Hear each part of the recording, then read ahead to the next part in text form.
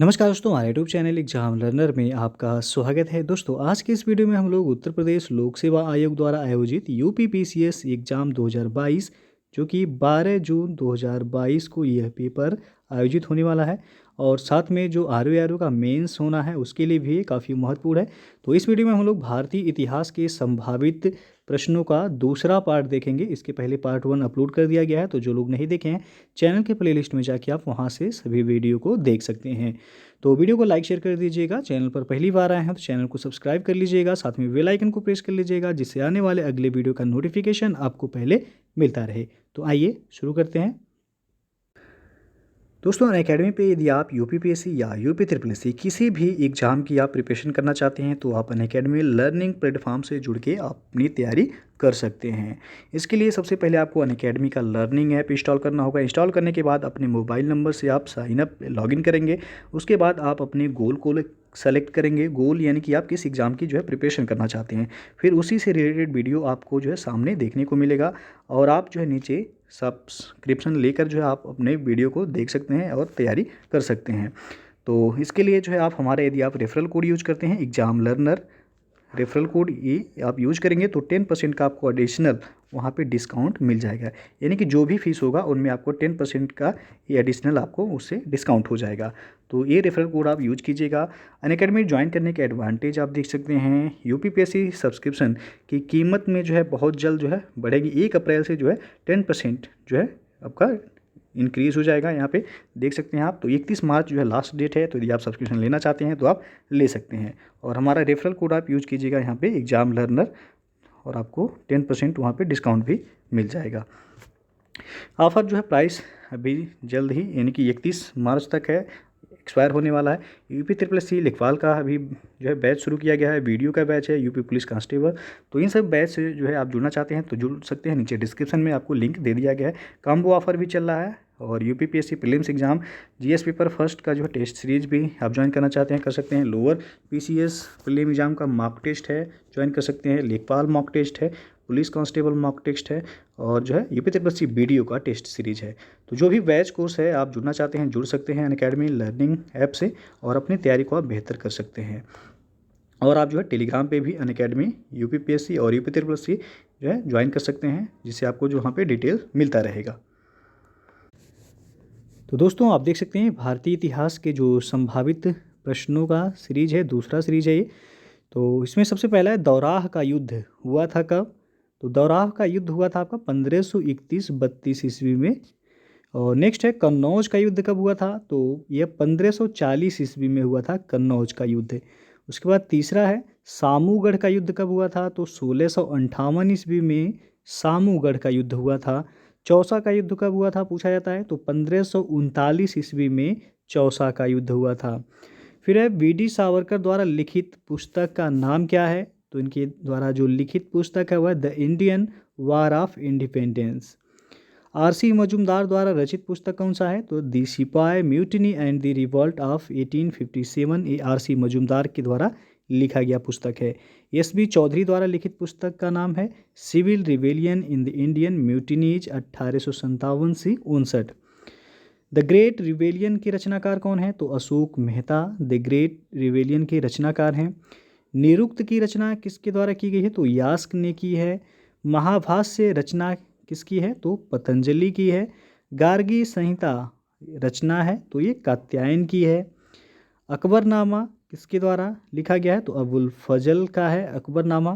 Cripps mission Bharat कब आया था। तो 1942 ईस्वी में क्रिप्स मिशन भारत आया था। अगस्त प्रस्ताव आया था तो अगस्त 1940 में अगस्त प्रस्ताव आया।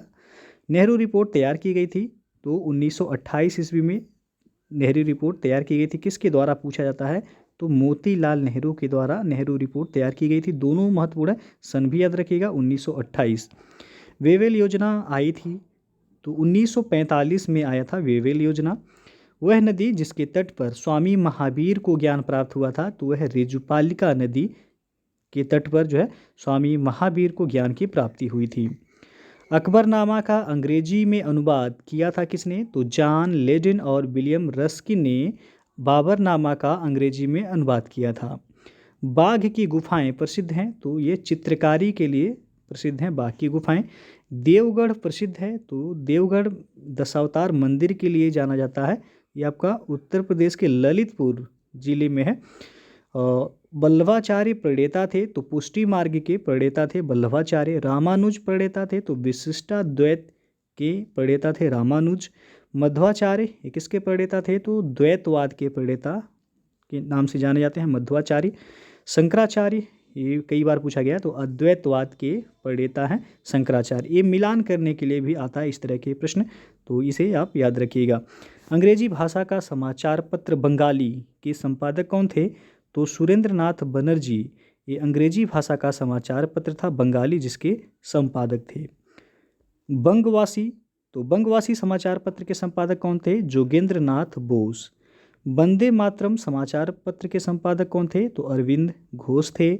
अमृत बाजार पत्रिका समाचार पत्र के संपादक कौन थे, तो शिशिर कुमार घोष और मोतीलाल घोष अमृत बाजार पत्रिका समाचार पत्र के संपादक थे।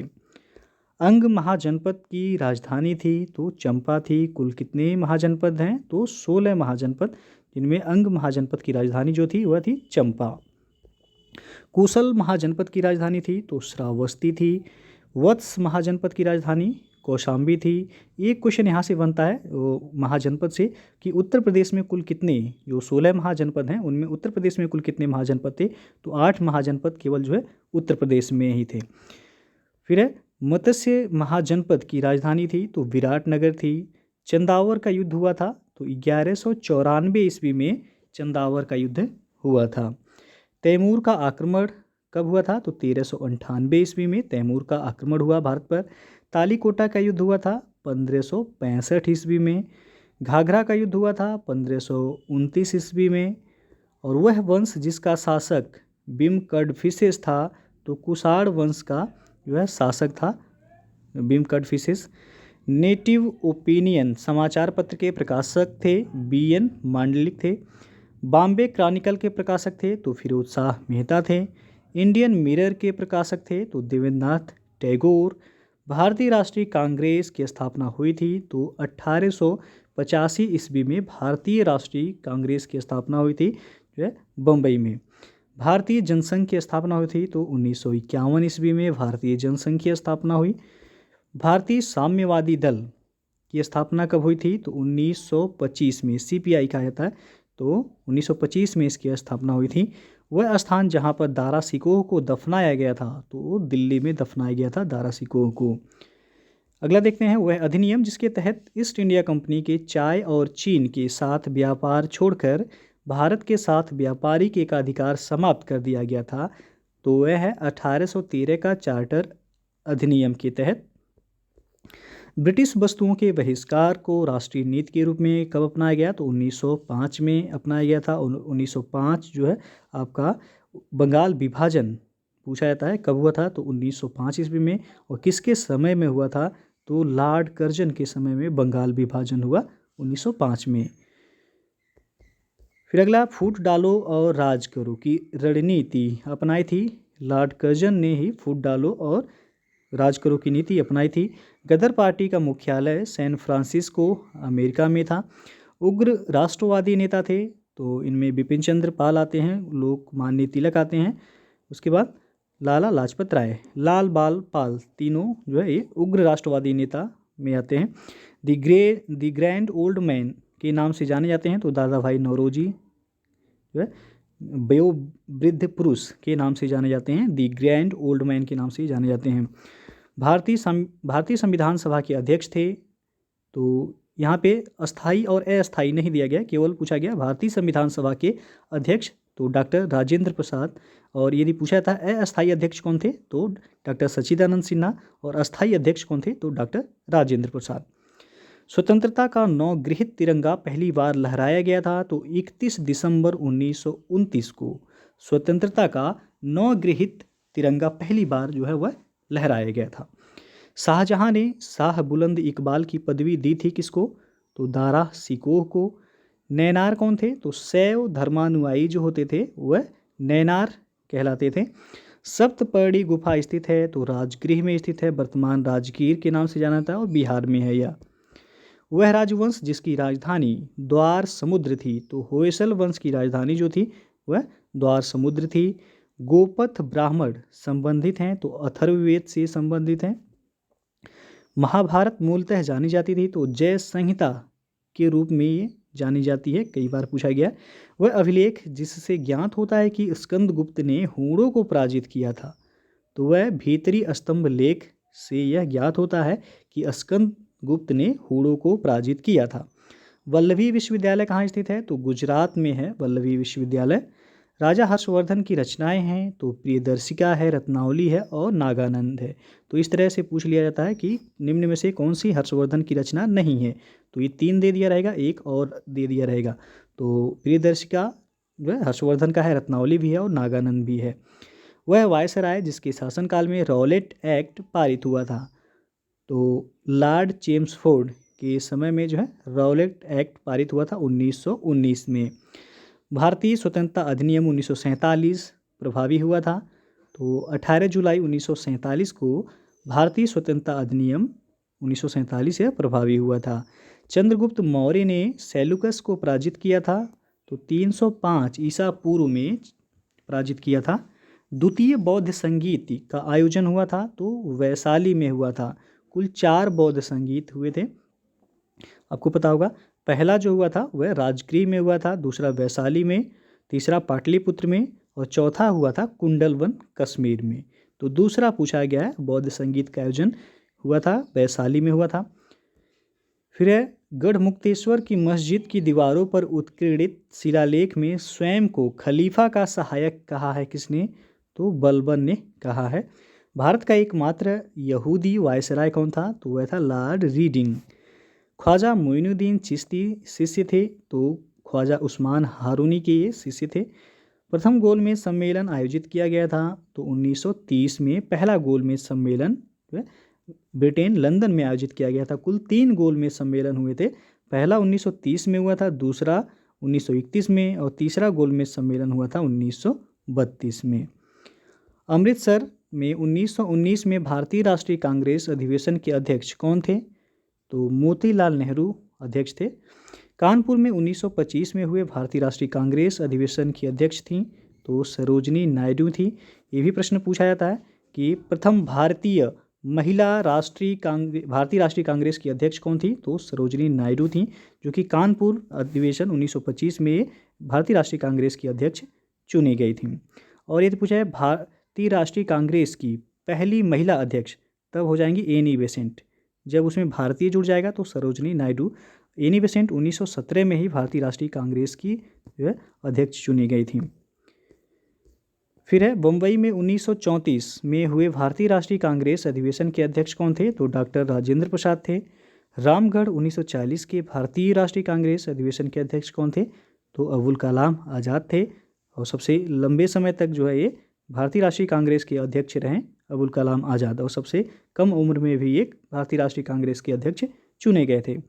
भारत में एक पृथक मुस्लिम राज्य का प्रस्ताव रखा था किसने, तो मोहम्मद इकबाल ने रखा था। और भारतीय राष्ट्रीय कांग्रेस की प्रथम महिला अध्यक्ष थी, तो बताया जा चुका, एनी बेसेंट थी। 1917 में ही ये कोलकाता अधिवेशन में अध्यक्ष चुनी गई थी। भारतीय राष्ट्रीय कांग्रेस के प्रथम अध्यक्ष थे, तो डब्ल्यू.सी. बनर्जी थे भारतीय राष्ट्रीय कांग्रेस के प्रथम अध्यक्ष, जब इसकी स्थापना हुई थी भारतीय राष्ट्रीय कांग्रेस की 1885 में। इंडिया विंस फ्रीडम नामक पुस्तक के लेखक हैं अबुल कलाम आज़ाद हैं। इंडियन होम रूल सोसाइटी स्थापित हुई थी, तो 1905 ईस्वी में इंडियन होम रूल सोसाइटी स्थापित हुई थी। अवध राज्य का ब्रिटिश राज्य में विलय कब हुआ था, तो 1856 ईस्वी में अवध राज्य का विलय हुआ था लॉर्ड डलहौजी के शासनकाल में, और कुशासन का आरोप लगाकर डलहौजी ने जो है अवध का विलय कर लिया था ब्रिटिश राज्य में। फिर वह जनपद जहाँ पर चौरी चौरा कांड हुआ था, तो गोरखपुर जनपद में हुआ था चौरी चौरा हत्याकांड। फिर लखनऊ समझौता हुआ था 1916 ईस्वी में, लखनऊ समझौता हुआ था। चंपारण सत्याग्रह 1917 में। जलियांवाला बाग हत्याकांड कब हुआ, 13 अप्रैल 1919 को। प्रथम अखिल भारतीय समाजवादी युवा कांग्रेस के सभापति थे, तो पंडित जवाहरलाल नेहरू थे। फिर भारतीय राष्ट्रीय कांग्रेस ने भारत सरकार अधिनियम 1935 को अस्वीकार कर दिया था लखनऊ अधिवेशन 1936 में ही। कॉमनवेल्थ पत्र की संपादक थी तो एनी बेसेंट थी, कॉमनवेल्थ और वह न्यू इंडिया। फिर 1857 के प्रथम स्वाधीनता संग्राम के प्रारंभ के समय भारत का गवर्नर जनरल कौन था? तो वह था लॉर्ड कैनिंग। वह अकाल जिसे प्रकोप का समुद्र यानी कि सी ऑफ कैलेमिटी कहा जाता है, तो वह उड़ीसा अकाल जो कि 1866 ईस्वी में यह पड़ा था, जिसे सी ऑफ कैलेमिटी कहा जाता है यानी कि प्रकोप का समुद्र इसे कहा जाता है। फिर भारतीय राष्ट्रीय कांग्रेस का प्रथम निर्वाचित यूरोपीय अध्यक्ष कौन थे? वह थे जॉर्ज यूले। और शारदा अधिनियम में लड़कियों एवं लड़कों के विवाह की न्यूनतम आयु क्रमशः थी तो 14 वर्ष एवं 18 वर्ष। लड़कियों की जो विवाह की आयु थी 14 वर्ष और लड़कों का 18 वर्ष था शारदा एक्ट के तहत। फिर चतुर्थ बौद्ध संगीति परिषद हुई थी तो कनिष्क के शासनकाल में कुंडलवन कश्मीर में हुआ था। और अगला है वह भारतीय राजा जिसे सिकंदर ने झेलम नदी के तट पर पराजित किया था, तो वह था पुरु, जिसे पोरस के नाम से भी जाना जाता था। वैदिक कर्मकांड में होत्री का संबंध है तो ऋग्वेद से है। शक संवत प्रारंभ हुआ था तो 78 ईस्वी से। शाहनामा के लेखक फिरदौसी रहते थे तो यह महमूद गजनवी के दरबार में रहते थे। ये भी प्रश्न पूछा जा सकता है कि शाहनामा के लेखक तो फिरदौसी। चोल शासकों के शासनकाल में उद्यान प्रशासन का कार्य कौन देखता था? तो टोट्टवारियम देखता था। तो ये था आपका भारतीय इतिहास के संभावित प्रश्नों का दूसरा सीरीज। इसके पहले पहला सीरीज जो है अपलोड कर दिया गया है, तो जो लोग नहीं देखे हैं चैनल के प्लेलिस्ट में जाके आप वहां से वीडियो को देख सकते हैं। वीडियो अच्छा लगा हो लाइक शेयर कर दीजिएगा। चैनल को सब्सक्राइब नहीं किए हैं तो चैनल को सब्सक्राइब कर लीजिएगा, साथ में बेल आइकन को प्रेस कर लीजिएगा जिससे आने वाले अगले वीडियो का नोटिफिकेशन आपको पहले मिलता रहे। और PDF इसका हमारे टेलीग्राम चैनल पर मिल जाएगा, नीचे डिस्क्रिप्शन में टेलीग्राम का लिंक दे दिया गया, या फिर आप टेलीग्राम पर जाके एग्जाम लर्नर लिख करके सर्च कर लीजिएगा और वहाँ से ज्वाइन करके आप PDF इसका डाउनलोड कर सकते हैं। तो वीडियो को पूरा देखने के लिए बहुत बहुत धन्यवाद।